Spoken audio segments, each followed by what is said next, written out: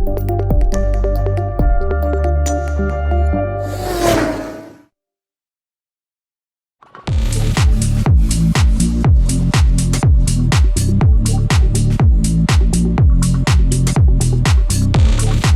you, Rajan, for joining us for this conversation today. Uh, of course, we'll be talking about the Tiago, the hatchback, which has been quite a star for Tata Motors in the recent past. Now, can you give us a bit of a perspective in terms of sales overall in recent times? How's the Tiago been doing, and has the car been performing in line with your expectations? Arpit, I would say absolutely it's been performing in line with the expectation. We've had a 19% market share last year in this category. It is about 16% of our own business. But the fact remains that, like everyone in the industry, we've been constrained by the supply situation and the various ups and downs there, and we've been forced to um make decisions with regards to supply, or whether it's Tiago this month or a Punch the next month or something else, depending on the specific parts and the commonality of those components. So it's been a bit of a flux situation. Overall, the business, as you know, has been improving a lot. But within that, we've had to make some choices.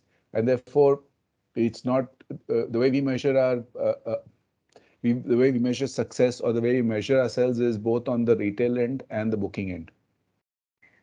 And certainly on the booking end, we have a very, very robust pipeline. The CNG introduction certainly helped a lot,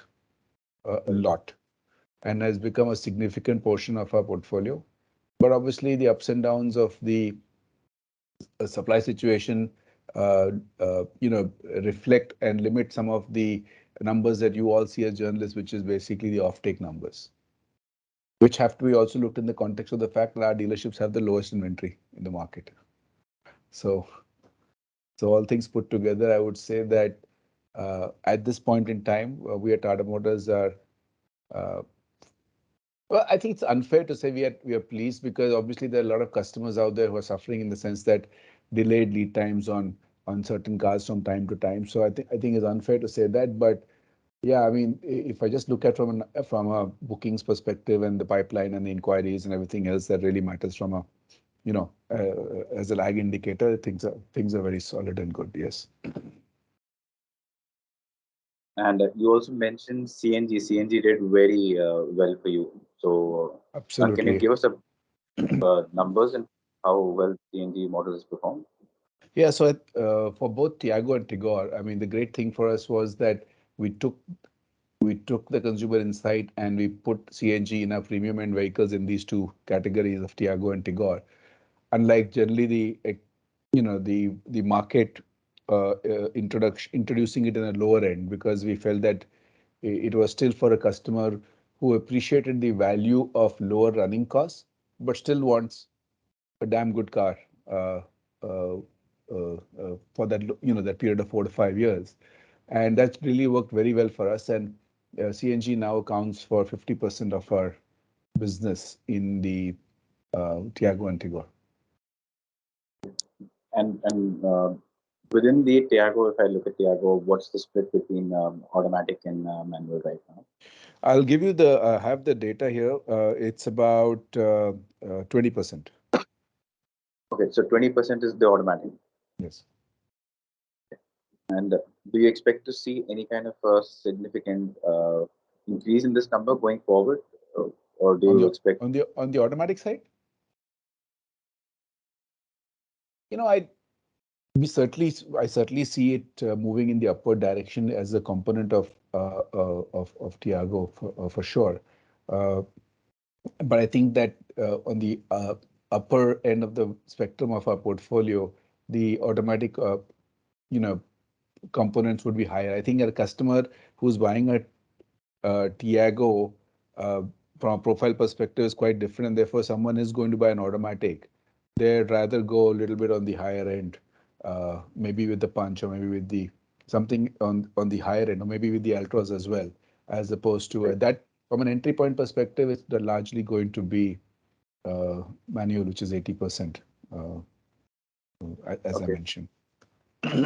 So we don't see it, like a hockey stick, but we certainly see it moving up as people just find it easier to drive an automatic, right? I mean, it's in today's environment, in the congestion of the traffic and all the other things, and I think it's just simpler. Uh, it's simpler to make your life simple in that sense. Right. The driving part of it, yeah. True. Okay. Also, I mean, if you look at the hatchback segment for Tata Motors, would it be right to say that Tiago was the one to really bring Tata Motors back in the game? Because from the Indica days and when there were so many variants, subsequent variants of Indica, and then you also had the Bolt, none of them really did well in terms of commercial success. And Tiago was able to do that. So would it be right to say Tiago was the turning point for Tata Motors in terms of hatchback? Yeah, I would certainly think so. I think again, you heard me say this, Arpit, every time we have met, but even when I look at it on the roads today, it is still so contemporary in its profile and its silhouette. And I think this, and considering that it was launched in 2016, I think it really stood out. And coming, and I have to be smiling when I say this, coming from the same brand which also gave you the Indica. So chalk and cheese, right? And Right. so when you talk about impact philosophy of design, it's not just impact philosophy of design. I mean, it's very rightly framed because it was impact at that point in time. And I said it certainly started to give us that uh, a little bit more, if I can use the word authenticity. We already had the credibility, but that authenticity as of commitment in being able to bring the right thing to the customers. Right. And Rajan, with the Tiago, you did come out with throughout the life cycle, you come out with a lot of tech, a lot of new features. Now even CNG, you also have glass feeding power, all of this. But the Tiago is still not top of the segment. Any reasons internally you find out why it's not the top selling car in its segment in the country? No, not really. I think it's difficult for us to anybody to have a top selling car in every category. Those days are gone, right? There is not only is there a lot of competition in the market, good competition, but there is also the consumer is evolving and their expectations are evolving very rapidly, and therefore one has to be really on top of the game.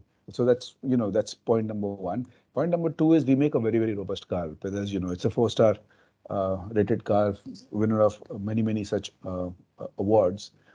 And in this segment, pricing is very important. Right. And then after pricing comes the prioritization of the customer as to what is more important to them: safety versus features versus design versus so on and so forth. So it's a weighted average kind of buying behavior where the customer weighs all these aspects and brings it to the fore. But having said that, a 19%, 20% market share from a brand which is only 13.5% overall last year is actually very good. From my perspective, a 20% market share last year vis-a-vis the 13.5 approximately that we were at. I think if you Mhm. look at it from that context, it's not bad at all. In fact, it's Right. very good. Is there any kind of a forecast or any kind of expectation you have in terms of numbers, like what percentage of business you could be getting or sales from CNG maybe in the next 2 to 3 years? See, already it's about 10% of our business. Right.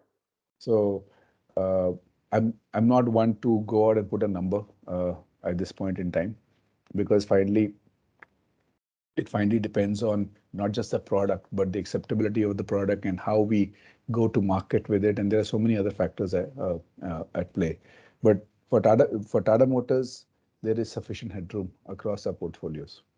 Sufficient headroom. And in the CNG's case, as I mentioned, there is sufficient headroom in the overall market itself geographically. Right. And Tata Motors, they have always been known for safety. Of course, in global NCAP crash results, they've always fared well in the recent past. Now with Bharat NCAP coming in, what does it change for the company?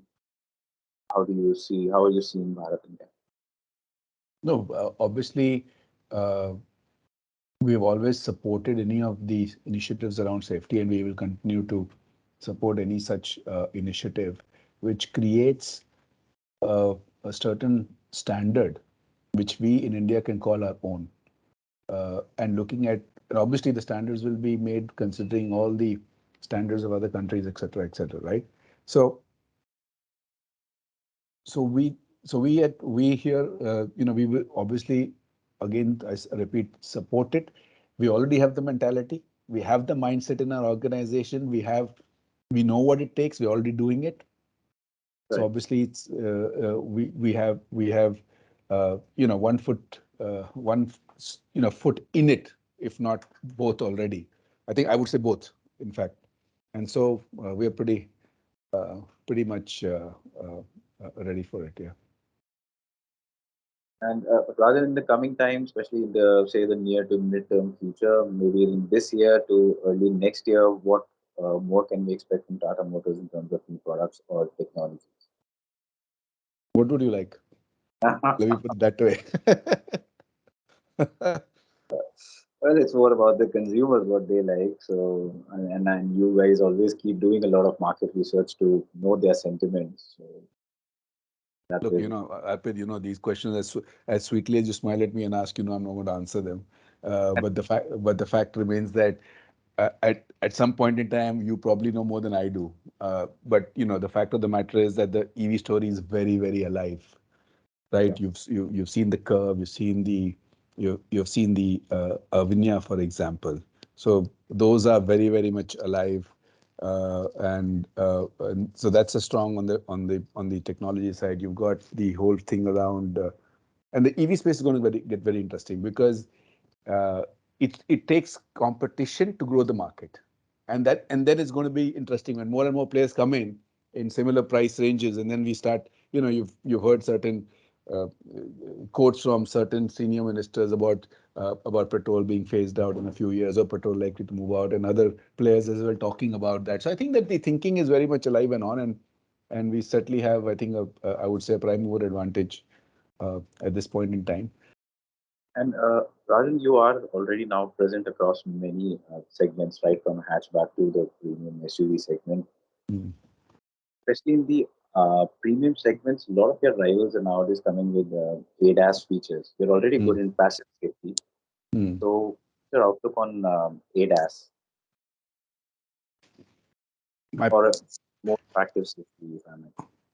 I think again, ADAS is one of those things where uh, it takes a lot of players to come into it to grow it. Lot it- because awareness gets created when it becomes a little bit more common. Like if you take the example of Gene Cap, right? When awareness started getting created and one brand after another started talking about it or saying, "Am I 4 star or 5 star?" Suddenly the conversations happen. Same thing is going to be happening with ADAS, but like every other thing, it takes the bigger players to create the noise. And I see, therefore, uh, all these things like ADAS, etc., taking, let's say, getting a lot more momentum, uh, maybe from next year onwards, when it becomes a little bit more prevalent and the conversations may possibly shift in that direction. But also, the fact is, Arpit, using ADAS in and driving in an international market versus India, I mean, there's usage, etc. It's far more recognizable there than you would be able to, do it here. I think I keep telling my team members is that let's put stuff out there which is relevant and safe. Let's not put it out there because it's a talking point. Let's make sure that even if the customer doesn't realize it, that we are doing things from that perspective to ensure that we don't compromise on what we believe is the right safety, passive or active. I think that's important to never lose sight of your philosophy, to make sure that you build on that and you don't move from one thing to another because that's the trend or that's the gimmick. The platform or your philosophical platform may change because the consumer has evolved, but Right. then that's a massive shift, not one of those here today, gone tomorrow kind of thing.